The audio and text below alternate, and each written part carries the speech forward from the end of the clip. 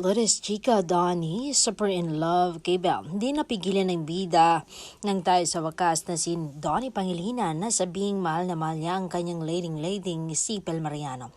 She's one of the most incredible people I've ever met and I love her to bits.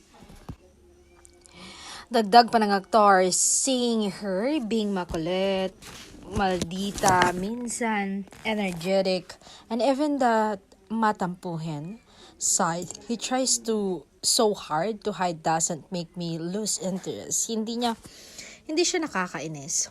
Hindi siya nakakapagod. In fact, those side of her make me fall in love with her even more. Kasi doon ko siya mas nakikilala yung totoo siya, yung hindi perfecto, minsan topak, minsan clingy, minsan tahimik, minsan sobrang ingay. I don't love her despite those sides. I love her because of them. Kasi those little attitudes, moods, and quirks are what make her human, real and special. At sa bawat tampo, kulit at lambing niya, mas lalo kong naintindihan na hindi siya mahirap mahalin. She's worth choosing again and again.